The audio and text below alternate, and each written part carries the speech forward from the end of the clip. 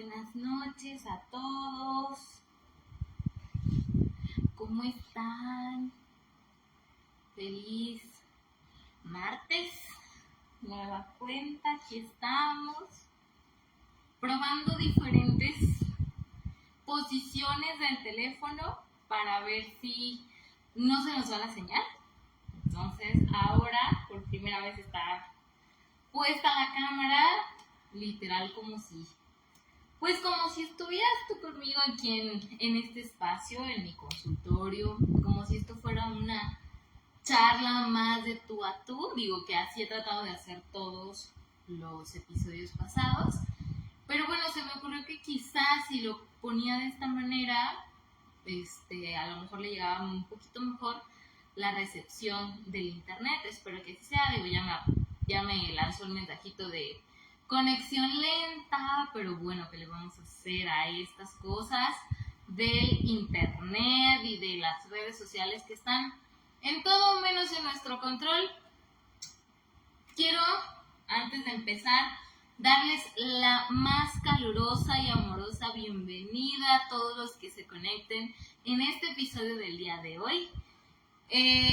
Seguro ya me conoces, pero por si hay alguien nuevo que nos esté acompañando, me presento. Soy Ixel Reyes, psicóloga, desarrolladora humana técnicamente desarrolladora humana, psicóloga. Tengo por ahí una especialidad en educación y me formo como psicoterapeuta analítica. Y bueno, bienvenido a este espacio, a este pequeño podcast llamado Luces y Sombras, que cada mes tiene un complemento a su título diferente de acuerdo al tema que te ofrezco para platicar. Este es un podcast diferente a los que ves en otras plataformas como Spotify o YouTube o incluso el mismo Facebook, porque este es un podcast con temas que a todo mundo nos competen, pero que le ponemos un toque de psicología, un toque de experiencia personal y, como no, un toque de comedia, un toque de chispa, de ver las cosas tranquilamente y relajadamente sin sacrificar nuestro aprendizaje. Entonces, si estás aquí acompañándonos por primera, segunda, tercera, quinta, sexta, 50ª vez, bienvenido, bienvenida seas. Te recuerdo, yo no veo quién se conecta, entonces para poderte dar un bonito saludo y una bienvenida como te lo mereces, te invito a que me dejes un comentario con un hola, con un sticker o con lo que tú gustes, para yo poder ver tu nombre y entonces así poder interactuar de una mejor manera. Y hoy con más razón, porque ya, como puedes ver, pues no los tengo tan cerquita como siempre, entonces por eso me verás con los lentes todo el tiempo, para ver si así alcanzo a ver un poco más y un poco mejor de tus amables comentarios. Bien, pues vamos a lo que nos truje, dijeran por ahí. Esta es la segunda parte de nuestro episodio de Mirando a Papá, reflexiones paterno-masculinas. Y bueno, realmente déjame contarte que es una segunda parte muy improvisada, en el sentido de que el tema no estaba planeado para que fueran dos partes. Si me sigues en redes sociales, por ejemplo en Instagram, que es donde suelo subir historias más cercanas de mi día a día, de lo que me pasa entre consultas y demás, sabrás que a mí me costó mucho trabajo formar este tema en particular por mi propio proceso terapéutico. Entonces yo creí que solamente íbamos a hacer una sola parte, y oh sorpresa, que la semana pasada pues no nos alcanzó. La semana pasada solamente nos alcanzó para abordar el tema de la mitología griega, para podernos dar un poco de contexto acerca de qué y cuáles son los alcances inconscientes del tema de papá, pero pues nos quedamos súper cortos. Bueno, me quedé yo muy corta en cuanto a lo que te pude compartir, y por eso decidí muy improvisadamente tener una segunda parte de este tema. Entonces, sin más que decir, sin mayor preámbulo, vamos comenzando. Recuerda que la sesión pasada vimos justamente cómo se establecen estos primeros patrones de paterno-masculinos, más que nada con la cuestión paterna, con los dioses de la mitología griega. Y entonces, una breve recordadita, nada más para que los tengas presente, los tengamos todos presente. Los dioses que vamos a mencionar el día de hoy son Urano. Bueno, ok, venían en lo de la mitología, a él no lo vamos a mencionar como tal, pero son con los que empezaron los patrones de violencia, por así decirlo, violencia, de conflictos emocionales, de conflictos de autoridad. Con lo paterno fue Urano, después Cronos y después Zeus. Y entonces creo que no van a ser nombres como tan desconocidos porque curiosamente la mitología griega está más cercana a nosotros los latinos o al occidente. Entonces, pues bueno, si quieres saber un poquito más a detalle acerca de cuál es este patrón que se instauró en estas 3 generaciones de dioses, te invito a que te regreses a ver el episodio anterior. Ahí lo abordamos muy a detalle. Ok, entonces hoy nos vamos a centrar en estos ejemplares, no sé si esté bien dicho, pero estos 3 dioses, Zeus, Poseidón y Hades, que son hermanos de esta primera generación de dioses, sí. Porque en el tema arquetípico son los 3 dioses padres, son los considerados como los dioses padres. Sin embargo, y aquí voy a hacer un enorme aviso, paréntesis, disclaimer. Cuando lleguemos a ver cada una de la descripción del arquetipo y de la personalidad de un individuo bajo la influencia del arquetipo de Zeus o la influencia de Hades o la influencia de Poseidón, yo te recomiendo, mi recomendación y la recomendación de la autora del libro, que vuelve a ser Shinoda, pero ahora con su libro de Los dioses de cada hombre, es no trates de querer que encaje tu papá o tu figura paterna en estas 3 descripciones. ¿Por qué? Porque probablemente no va a encajar. Esto es por una sencilla razón. Son los dioses que arquetípicamente se relacionan con lo paterno, pero no son los únicos dioses que tienen características paternas, ¿sí? Puede ser que a lo mejor tu papá o tu figura paterna tenga más características del arquetipo del dios Apolo, creo que sí se llama así uno, o del dios Hermes, que también ellos tienen sus propias características como padres, solamente que en la mitología son a estos 3 hermanos a los que se les considera los dioses padres, ¿ok? Pasó lo mismo en el capítulo de mamá que vimos en mayo. Si se acuerdan, a la única diosa que yo mencioné como la diosa madre fue a Demeter. Sin embargo, no es la única diosa que ha sido madre. Afrodita fue mamá, sin embargo, no se le considera la diosa madre, sino la diosa del amor y la belleza, ¿sí? Pero también fue mamá de Eros y de Anteros, y seguramente por ahí tendrá algunos otros hijos regados, que es como la característica de los dioses, ¿no? Entonces, nada más ese pequeño disclaimer, paréntesis muy grande, para que comprendamos que a lo mejor entre estos 3 dioses puede ser que no encontremos a nuestro papá o a nuestra figura paterna, puede ser que sí, y entonces comprendas. Yo te invito a que en lugar de verlo exclusivamente como la característica de la cuestión paterna, lo veas tal cual como viene el título del podcast, como lo paterno masculino, que trates junto conmigo de unir esta visión, porque al final de cuentas forman parte del mismo individuo. Entonces, si lo dejamos de ver separado y tratamos de verlo unido, puede ser que entendamos muchas más cosas. yo entendí mucho más al momento de hacer este capítulo y espero de verdad que tú lo entiendas también y que descubras cosas interesantes y diferentes. ¿Va? Entonces, si no hay nada más que decir, pues vamos empezando. Déjenme ver si todo se escucha bien. Bueno, nadie me ha dicho que se escuche mal ni nada. Entonces, pues vamos arrancándonos con esto. Y bueno, ¿cuáles son las características de la paternidad divina?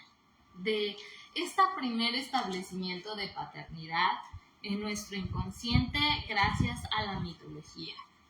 Pues bueno, los dioses padre, sí, que ya te mencioné previamente, eran hombres autoritarios que vivían lejos en lo alto y que esperaban que sus hijos, que esperaban que los demás que estuvieran por debajo de ellos se sometieran, los obedecieran, nunca los retaran con tal de ellos poder hacer lo que les placiera, lo que les complaciera, ¿sí?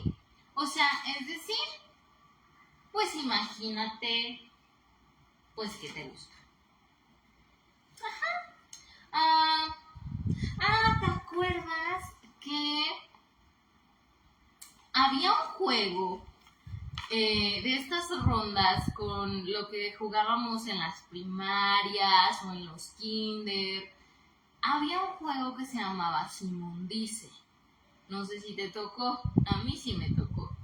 Y entonces en este juego alguien era Simón y él daba todas las órdenes y todos los demás tenían que hacer lo que Simón dijera.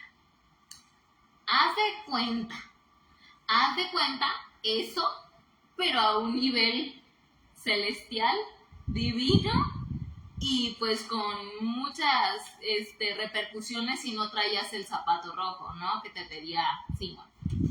Entonces, más o menos la misma cosa, ¿no? Traída a algo súper sencillo y que todos ubicamos perfectamente bien.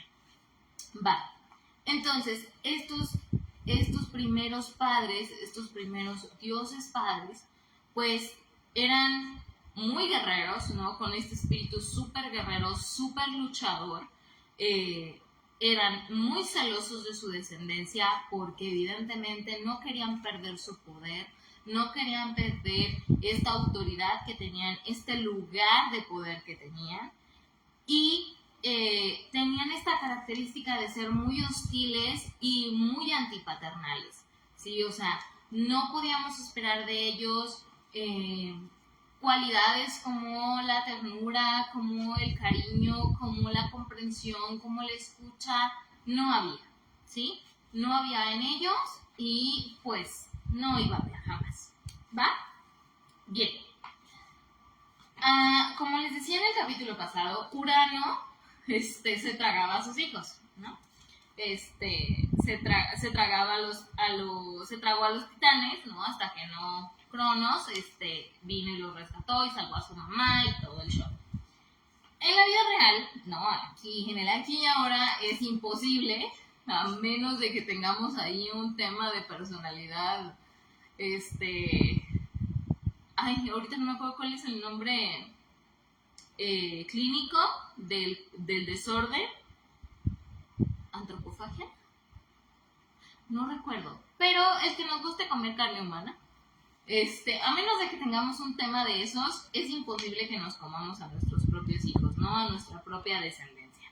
Entonces, habría que modernizar o contextualizar la metáfora de Urano o de Cronos a nuestro aquí y ahora, a nuestro momento.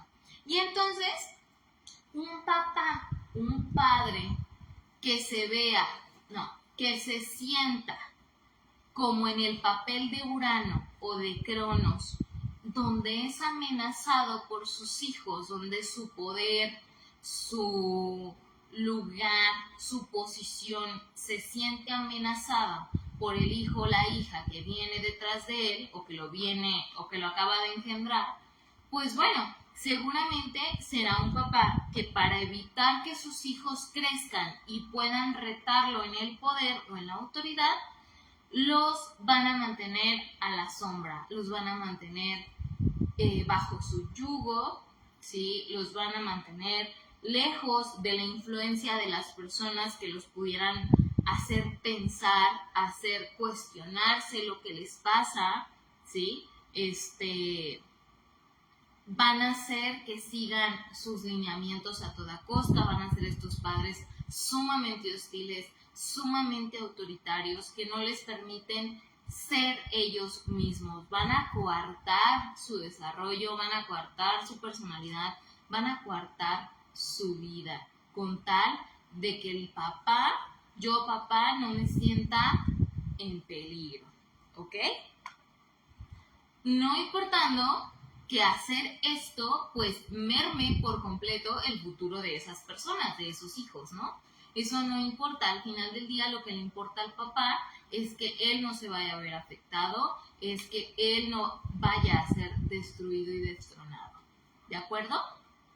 Entonces, otro ejemplo de cómo lo pudiéramos ver en nuestro aquí y ahora, nuestro momento actual, venía en el libro. Por ejemplo, estas empresas enormes, ¿no? Estos emporios, ¿no? Donde está a la cabeza el dueño o el presidente de la empresa, de la compañía, y tiene a su junta directiva, y entonces ellos toman las decisiones, y los que están debajo del organigrama, solamente tienen que acatar, y no se les está pidiendo opinión, y no se les está preguntando. Es un ejemplo de arquetipo paterno en una cuestión laboral, ¿ok? Por ejemplo, ¿qué más tenemos? Sí, las Fuerzas Armadas, que tienen todos estos escalones, ¿no? Este organigrama tan bien marcado de hasta arriba estamos los que tomamos las decisiones y los de abajo nada más están aquí para acatarlas y obedecer. Nadie les está preguntando, nadie les está pidiendo que tengan identidad propia, que tengan pensamientos propios, que sean proactivos, no, nada más que ataquen las órdenes, que acaten las órdenes, un poco de dislexia por ahí, de dislalia, la dislexia es al leer y al escribir, como por ejemplo todo lo que tiene que ver con la Policía Federal, ¿no? Y entre ellos que ya está súper subdividida, ¿no? Que es la Guardia Nacional, la Fiscalía, los militares, y demás, y ya luego las policías municipales, las policías estatales, etcétera, etcétera, ¿no? También, ¿dónde más lo podemos ver? En el tema de las fraternidades. No sé si conozcan, yo aprendí un poquito más cercano de este tipo de fraternidades, de movimientos de culto, en un podcast que está en YouTube que se llama Leyendas Legendarias. Es muy conocido, es muy famoso, claro que lo conoces, claro que lo ubicas, y no se ha dado tanto en México, creo, pero por ejemplo Estados Unidos tiene un montón de cola que le pisen de estos grupos de culto. Creo que en ese podcast el único que salió de México fue el de los Hermanos de la Luz del Mundo. Pero bueno, en Estados Unidos hay un montón de movimientos de culto, con un montón de cola que le pisen, en donde si te fijas el patrón de funcionamiento es el mismo. Hay alguien que está a la cabeza, ¿sí?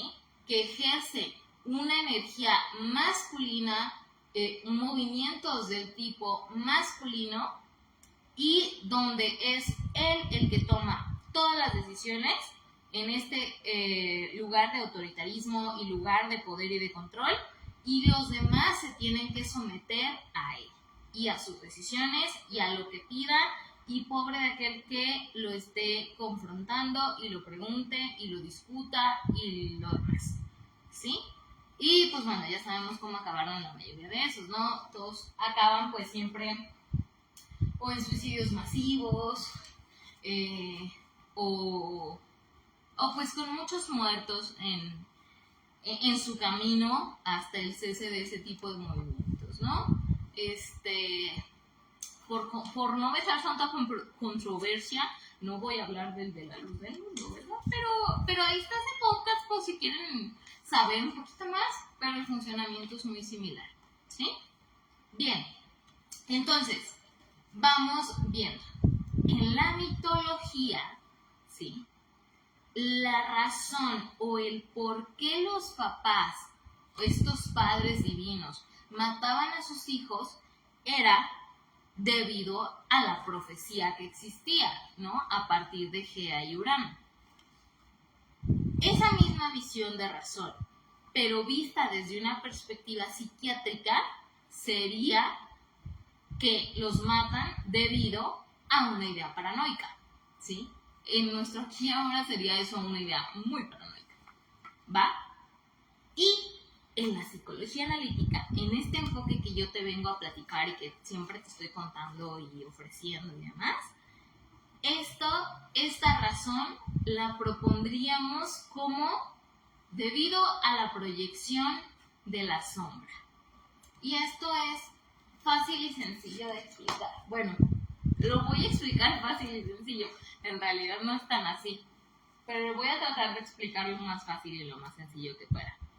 Nuestra sombra es todo aquello que vive en nuestro inconsciente que creemos que no somos o que nos da terror reconocer que sí somos.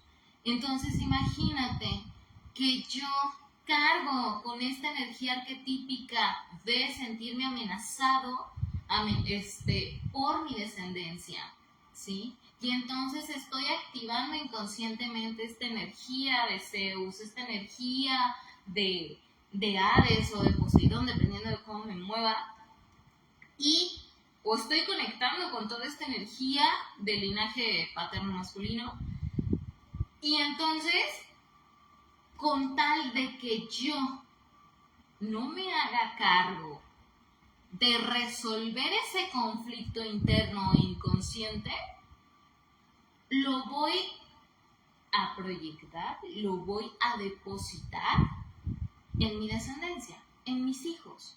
Entonces son ellos los que quieren venir a quitarme mi lugar. Son ellos los que quieren venir a sobrepasar mi autoridad. Quieren venir a retar el poder y el control que yo tengo y el lugar que me he ganado. ¿Sí? Por el hecho de haberlos engendrado. Entonces, así como que tú digas, ¿cuánto esfuerzo? Pues no. Hay un ratito nomás. Pero bueno, me estoy desviando. Esa sería la proyección de mi sombra, de eso que yo no me quiero hacer cargo, de eso que yo no estoy reconociendo y que lo veo imposible y súper difícil y para mi mente súper desorganizador. Entonces lo veo mejor en mis hijos. Y ellos son los responsables y entonces yo me tengo que defender. Y para defenderme, entonces tú, como eres menor que yo, vas a acatar lo que yo diga y te vas a someter a mi voluntad. ¿Va? ¿Entendido hasta aquí? ¿Dudas, preguntas, comentarios? Porque ya sé que esto está como que bien jalado de los pelos, ya lo sé. Acuérdense que cada episodio trato de que no parezca tan jalado de los pelos, pero yo sé que lo parece, lo sé que lo parece, pero créanme, trato de que parezca lo menos posible. Ok, voy a pensar que sí. Ay, fíjate, no recordé que tenía que traerme el otro dispositivo para ver los comentarios. Bueno, para ver si se cargaban, pero bueno, espero que si no está apareciendo tu comentario y ya me comentaste, tómate el atrevimiento de mandarme un WhatsApp para que me digas, oye, Itzel, te estoy comentando y no lo estás viendo, porque probablemente no me esté apareciendo, ¿va? Y entonces así ya te respondo y podemos platicar. Bien, ahora, ya tenemos esta carga enorme y pesada para nuestros hombres de la sociedad, ¿no? En donde tienen todo este linaje energético inconsciente de cuando se convierten en padres, ¿sí? O cuando, bueno, sí, vamos a dejarlo ahorita como cuando se convierten en padres, ya después vamos a ir viendo cómo se modifica eso, aunque no necesariamente sean padres, ¿sí? Pero cuando se ve retada su posición y su autoridad, ¿ok? Súmale a esto, o sea, esto ponlo aquí, en un lugarcito. A eso le vamos a sumar que la sociedad que tenemos hoy en día, la sociedad que hemos construido, tú, yo y todas las generaciones que han pasado y que todavía, aunque nos acompañen o no, pero que han permeado tanto que se siguen manteniendo activas desde el inconsciente, les impide a los padres crear un mejor vínculo con sus hijos, ¿sí?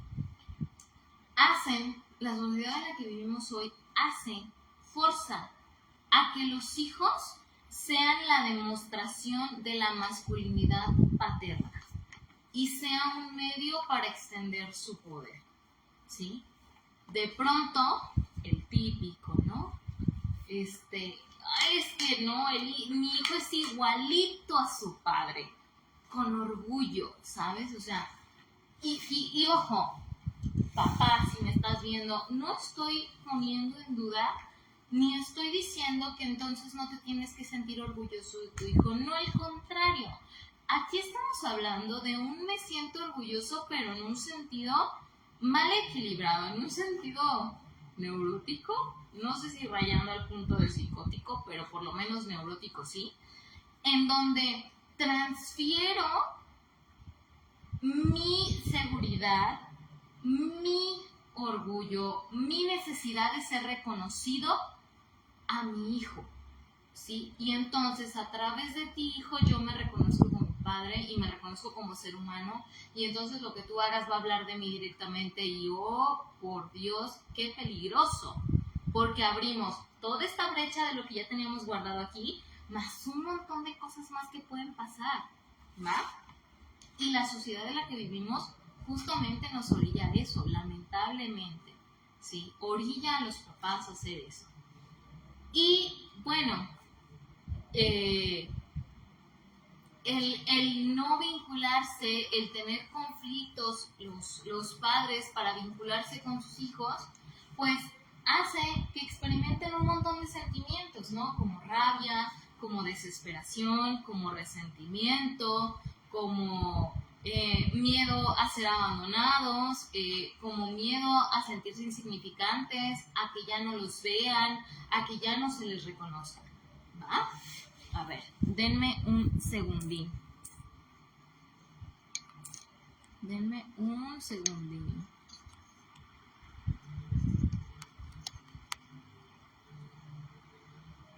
Listo. Bien, entonces ya vimos que esa es otra cosa que le abona, ¿sí? A esta influenza.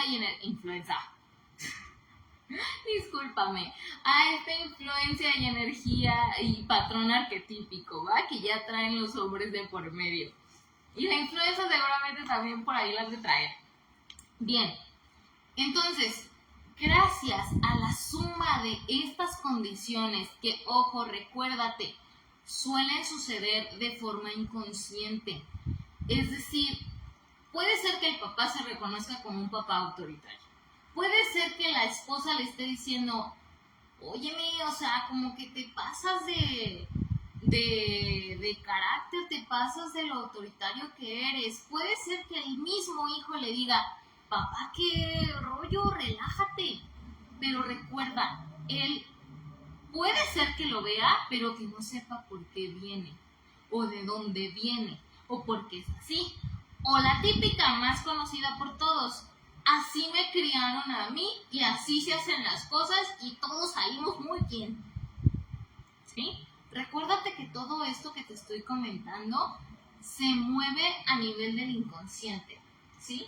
Ay, te quisiera enseñar, pero lo vas a ver al revés. Necesito conseguirme un pizarrón de vidrio. Si sabes en dónde lo puedo encontrar, déjamelo por aquí. Porque de verdad que te pudiera explicar muchas cosas a través de un pizarrón, de dibujos o escribiéndotelo, pero me choca que se vea al revés. Bueno, entonces, Gracias a que suceden todos estos factores, pues tenemos esas paternidades muy conocidas, o por lo menos que se ven mucho aquí en terapia, en donde el hijo viene y nos cuenta cómo el papá fue muy autoritario, fue muy duro, fue violento, incluso físicamente, verbalmente, psicológicamente, y todo en nombre de te tienes que hacer hombre, ¿sí? Entonces, fíjate cómo dale una vista al pasado desde donde estás, desde esta posición de fortuna que tienes de estar escuchando esto y de estarte permitiendo, de estarme permitiendo que lo que te estoy diciendo entre más al fondo de tu conciencia y como que haga un poco de ruido y sacuda las cosas para ver qué sucede. Y voltea para atrás y observa cuántas personas conoces que en algún momento de la vida te contaron esto.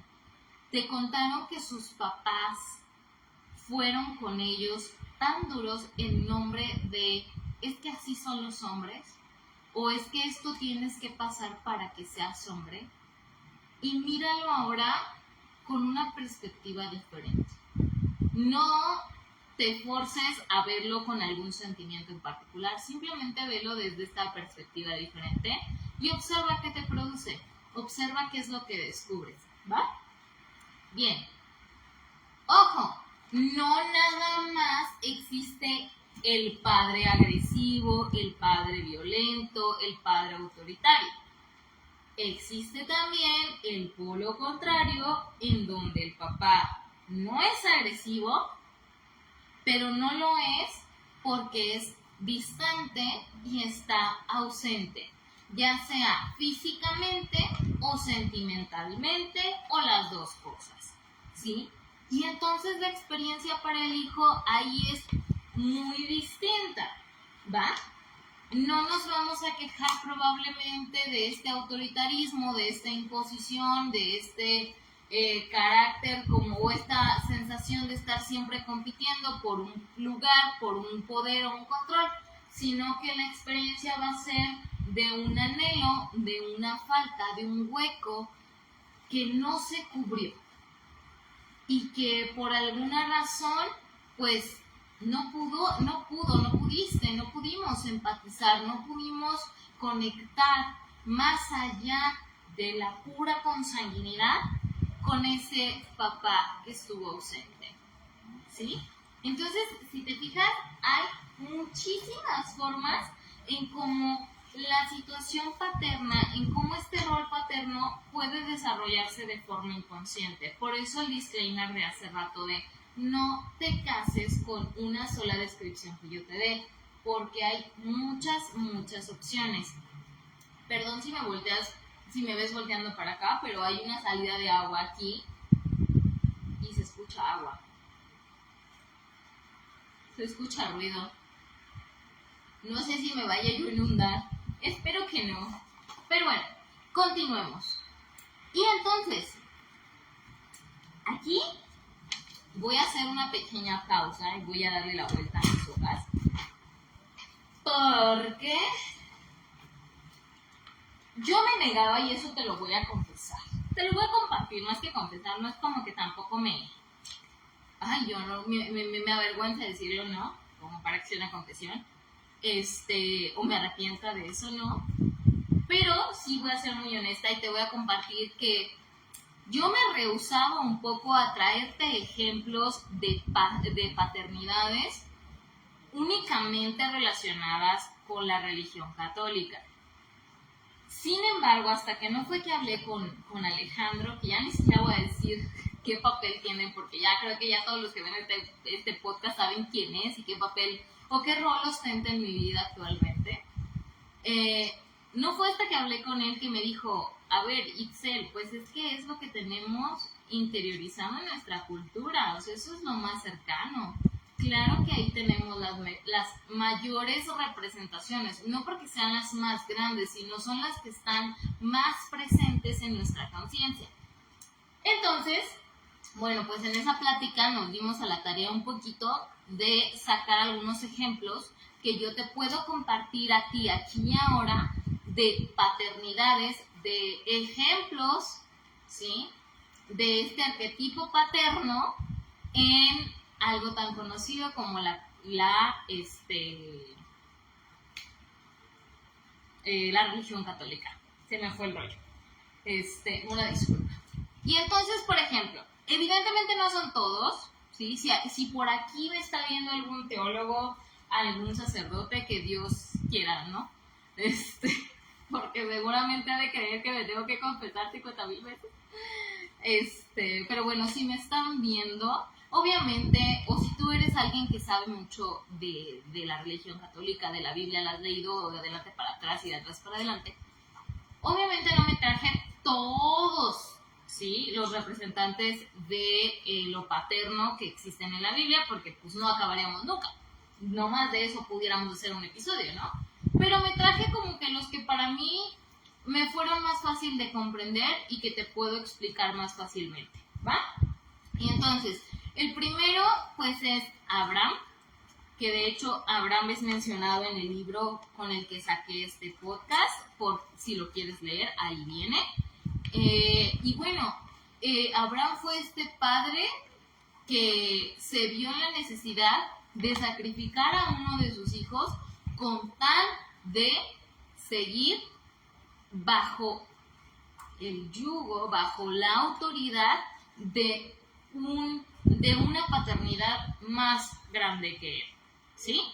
No lo sacrificó, ya sabemos que en la historia, en el mito, no fue así. Al final del día no lo sacrificó, y bueno, se salvó Isaac, me parece que se llamaba su hijo. Bien, el siguiente es Jacob. Jacob fue todo un tema. Fue todo un tema porque Jacob es la representación de un papá que proyecta, no su sombra, como te expliqué hace rato, pero sí que proyecta su ánima a sus hijos, o a su hijo, en este caso a José, que José lo puedes ubicar como José el Soñador. Fue el penúltimo, si mal no recuerdo, el penúltimo de los hijos de Jacob, y hacia él tuvo este vínculo. Y bueno, pues ya conocemos la historia de José, ¿no? Lo vendieron sus hermanos, lo vendieron como esclavo, y luego estuvo en la cárcel por una treta de la esposa del faraón, y bueno, mil cosas, ¿no? Entonces, Jacob es la representación de este padre que no ha integrado y que ni siquiera es consciente de su ánima y la proyecta hacia su hijo, ¿va? En otro episodio, probablemente les explique qué es el ánima y el ánimus, que el ánimus es para las mujeres, y a lo mejor ahí retomamos con más detalle este ejemplo de Jacob y José, ¿va? Ya cuando yo lo pueda explicar un poquito mejor. Otro, que creo que es el más representativo y el que está ahora sí en el consciente de todos, es Yahvé y Jesús, o Dios y Jesús. Aunque la Trinidad también es un arquetipo paterno, sí, Dios, Jesús y el Espíritu Santo también funciona como un arquetipo paterno, pero bueno, vamos viendo ahorita como individualmente o separada la Trinidad, como este hijo, en el caso de Jesús, está sometido a la autoridad y a la voluntad del Padre, y pues entonces acepta, ¿no?, que le pase pues todo lo que le pasó, ¿no?, para redimir a los otros hijos, ¿va? Es por encimita, ya saben, porque aquí no nos metemos en temas de si la religión, si la idea o la ideología está bien o no, simplemente lo vemos desde una perspectiva arquetípica, mitológica, simbólica y nada más, ¿va? Otro, Job. Job es todo un caso, porque Job es el hombre, padre también, si mal no recuerdo, que es castigado por el padre, ¿sí? O sea, Job fue el que en la Biblia sufrió todas las desventuras habidas y por haber, ocasionadas por el Padre, por Dios, para probar su fe, ¿sí? Ay, que ese seguramente va a estar muy bueno si lo pusiéramos en otro capítulo. Estaría muy bueno. Luego, otro que, cómo me lo complica cada vez más. José, el esposo de María, ¿sí? Él iba a decir, bueno, él representa al padre que no queremos ver, ¿sí? A esta energía paterna que no queremos reconocer, ¿sí? Porque sí, a pesar, recuerden, solamente esto es de una perspectiva mitológica, arquetípica y simbólica. Realmente José, simbólica, arquetípicamente, energéticamente, no tuvo gran presencia para Jesús. Sí, era como de, pues sí, pues eres el papá, ¿no? O sea, eres el papá mortal, eres el papá humano, no tanto como un papá adoptivo, o sea, no nos representa por allí, pero sí nos representa este papá que no queremos reconocer, a este papá que no le queremos dar lugar, que no le damos la importancia, ¿va? Y por último, de mis ejemplos que traigo para ti, te digo, cada vez me los hago más difíciles, lo peor es que yo me los puse. El patriarcado, que como su papel de padre es el que permite que se haga o no el movimiento feminista, ¿sí? Y este sería un boom, de ¿qué me estás hablando? Si esto fuera como una mesa de debate entre cuestiones feministas, entre el surgimiento del feminismo, que, ojo, aclaro, no quiere decir que sea el padre del feminismo, evidentemente no, sería como muy ilógico. Es el que permite, el que en su papel de padre, ¿sí? Arquetípicamente, permite que se haga el movimiento y los movimientos feministas, ¿no? Me decía, para que, a ver si a ti te sirve, quiero que quede un poquito más claro, a mí me sirvió. Me ponía el ejemplo Alejandro de por qué aquí en México sí hay o sí se permiten estas marchas y todos estos movimientos feministas y de la comunidad LGBTQ+, y por qué en Siria no, en Israel no, no sé, en Palestina no, ¿por qué ya no? Y aquí sí. El patriarcado que hay aquí y que hay allá no es el mismo. La autoridad que exige no es la misma. El control y el poder sobre el que domina no es el mismo, ¿sí? Por eso en algún lado se permiten ciertas cosas y en otros lados no se permiten. ¿Va? Bien, vamos bien hasta aquí, porque les digo, yo sé que esto está como jalado de los pelos, pero pues a mí me gusta esto. Y entonces te voy a seguir trayendo cosas así, porque esto nos hace pensar más allá de la caja a la que estamos acostumbrados. Entonces, cuéntame, me gustaría leerte, me gustaría leerlos, ¿cómo van? ¿Sí de plano les parece jalado de los pelos? ¿Sí me están siguiendo? ¿Piensas diferente? Cuéntame qué piensas y lo debatimos. Con todo gusto, será un placer. Así que espero ver tus comentarios, ¿va? Bien, porque ya vamos a entrar ahora sí a ver tal cual el arquetipo de cada uno de estos 3 dioses que te conté desde el inicio, y con eso vamos a cerrar. Entonces, ya estamos por el filo de las 8:30. Me los voy a leer o te los voy a contar un poquitito más rápido, sin presionarnos tanto para no perder como algo importante, ¿no? Pero bueno, vamos a empezar con el primero y con el que siguió, o al que le sigue por dinastía, el patrón más fuerte, ¿no? Que es a Zeus, ¿va? Zeus representa el mundo del pensamiento, el mundo mental, de lo racional y lo lógico, ¿va? Cuando nos volvemos como Zeus, aspiramos a una posición alta y de poder, ya sea para estar por encima de los demás o para conseguir lo que queremos en la vida, ¿va? Este es el terreno de los hombres con poder político y con poder económico, ¿va? Desde el rey Arturo hasta todos los presidentes que hemos tenido, gobernadores, el emperador César Augusto, incluso aquí viene el ejemplo de la ministra Margaret Thatcher, ¿no? Acuérdate que un arquetipo, aunque posea una energía femenina o masculina de origen, no quiere decir que solo se presente en individuos con esa energía, ¿sí? Una mujer perfectamente puede estar bajo el influjo del arquetipo de Zeus o del arquetipo de Hades o del arquetipo de Poseidón, ¿sí?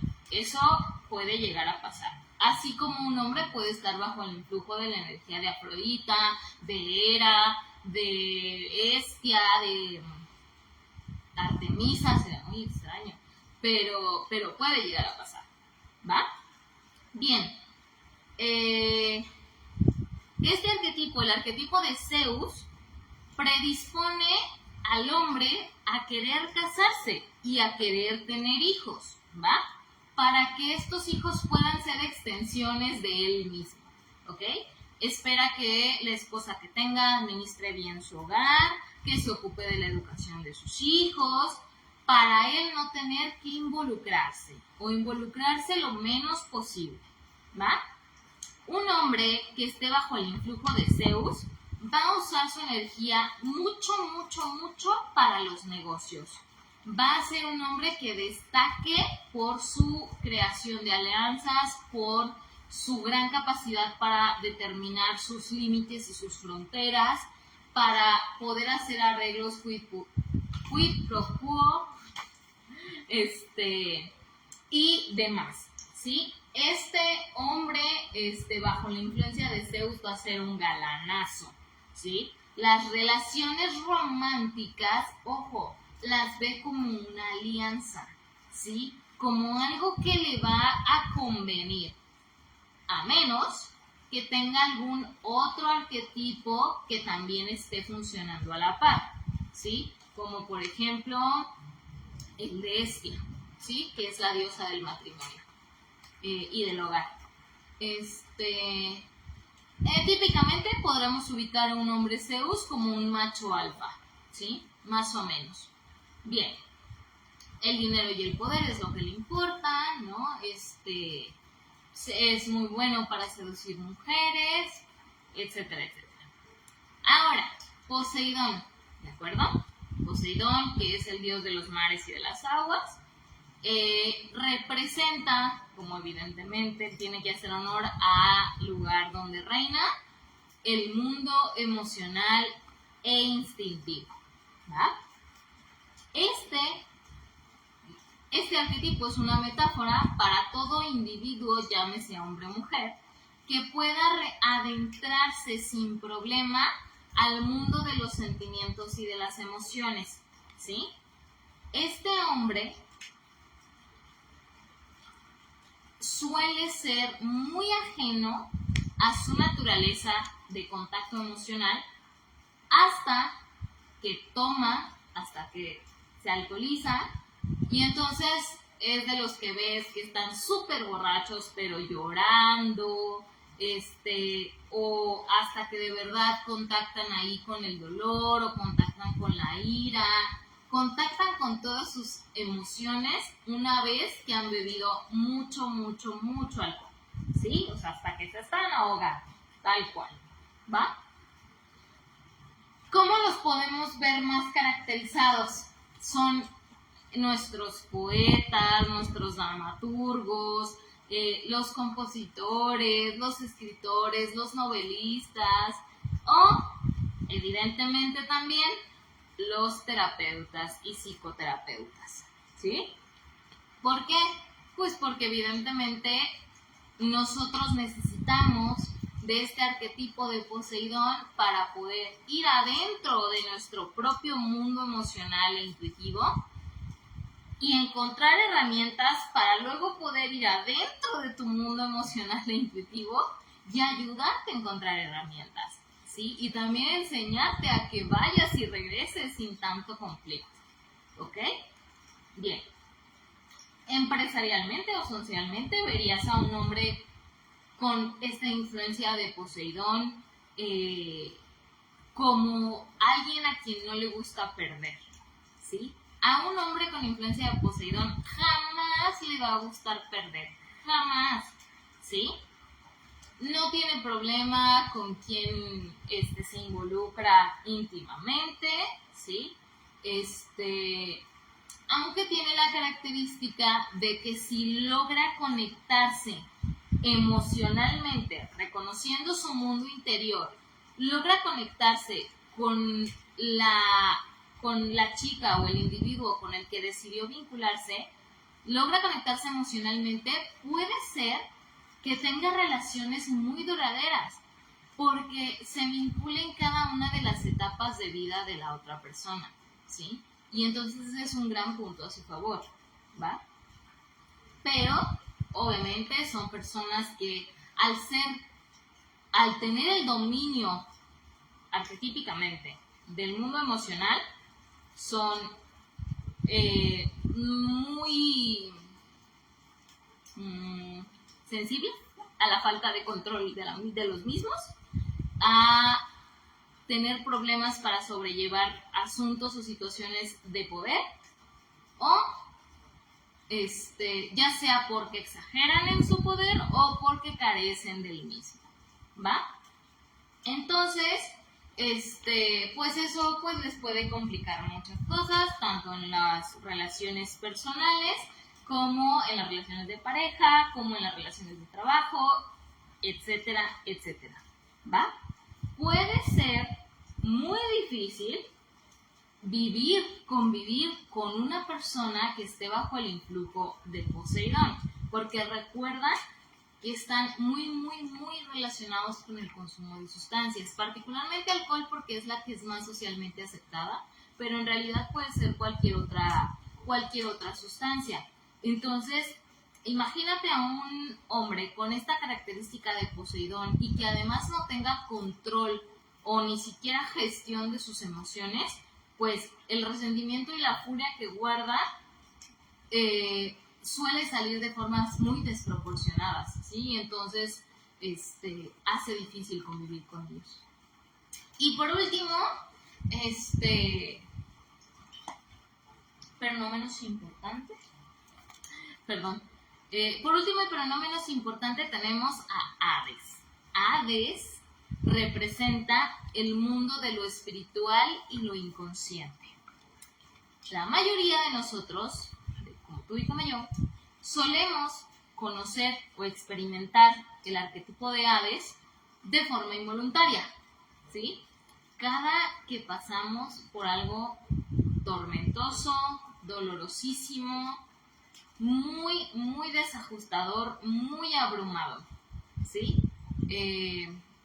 Cuando pasamos por algún duelo terriblemente, cuando experimentamos gran terror, ¿sí? Cuando bajamos, se podría decir así, hasta lo más profundo de lo que se puede llegar a sentir, que generalmente no tiene una característica positiva, ¿ah?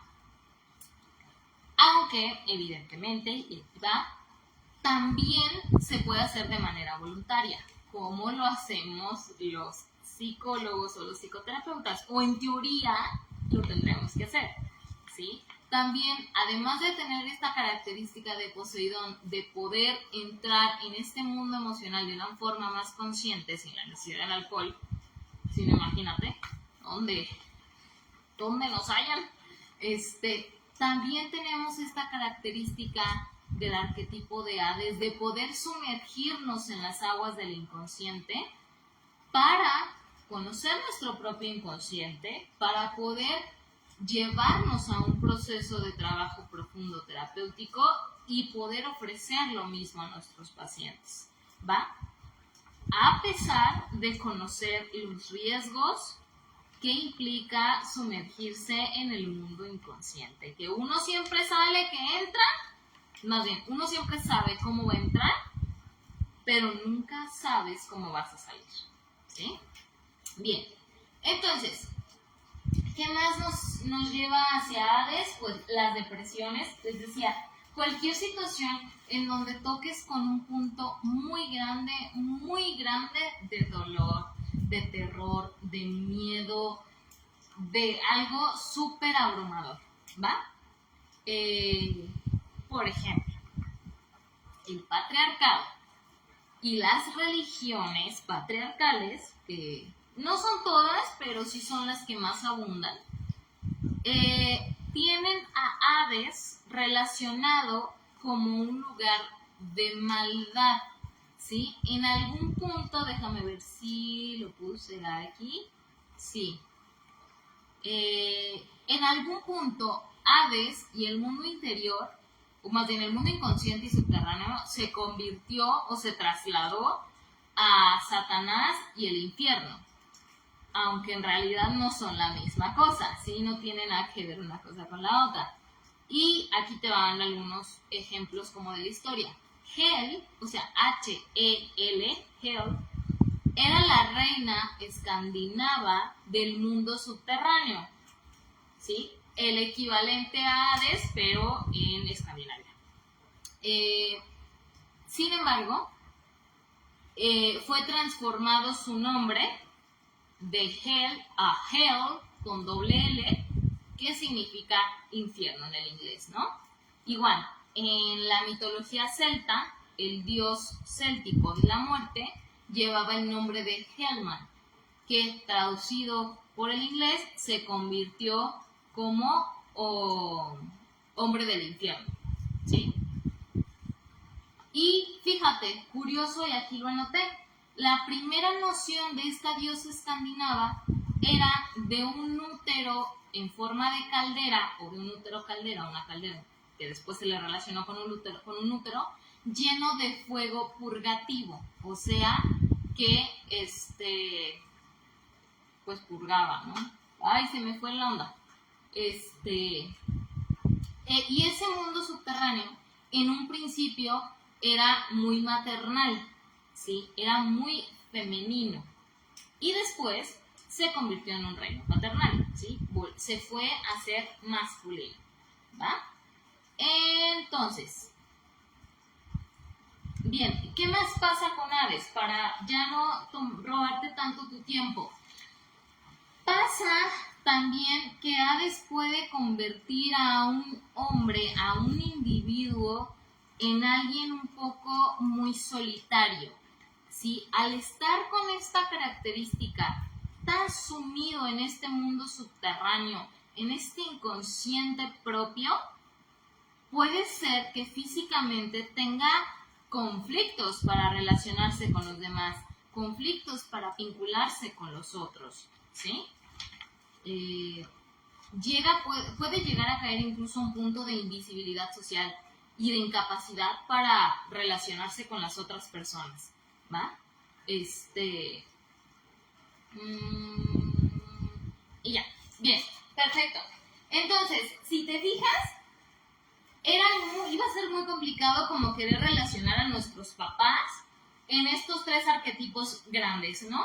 Porque mi enfoque para este capítulo era justo hacerte como un vínculo entre la cuestión paternal y también la cuestión masculina, ¿no? Cómo van de la mano y cómo, si hacemos un esfuerzo por verla, cómo van juntas, cómo no podemos esperar que tener estos padres que sean súper comprometidos y que estén bien involucrados en las relaciones familiares y en la crianza de los hijos y todo eso a lo que seguramente muchas mujeres que ya son madres aspiran y les hubiera gustado, no lo podemos obtener si de primer momento, antes de que fueran padres, estos individuos son hombres y entonces tienen esta energía masculina, y esta energía masculina está llena de todo esto que ya te platiqué hoy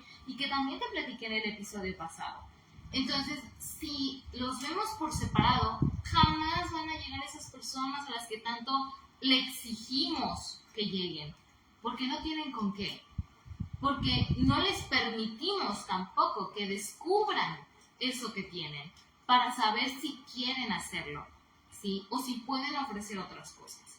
Entonces, bueno, yo de verdad espero que te haya gustado mucho este nuevo episodio, que este tema haya sido mucho de tu agrado, que te haya permitido cuestionarte cosas, creencias o simplemente ver desde una perspectiva diferente a todos esos hombres que habitan en nuestra sociedad y sobre todo a todos esos hombres que tengas cercanos a ti y darles una oportunidad de entender que no la tienen fácil, que así como nosotras como mujeres tampoco la tenemos fácil porque hay mucha cultura, hay mucho inconsciente, hay mucho arquetipo pesado para nosotras, también hay mucho arquetipo y mucha cultura y mucha creencia pesada para ellos.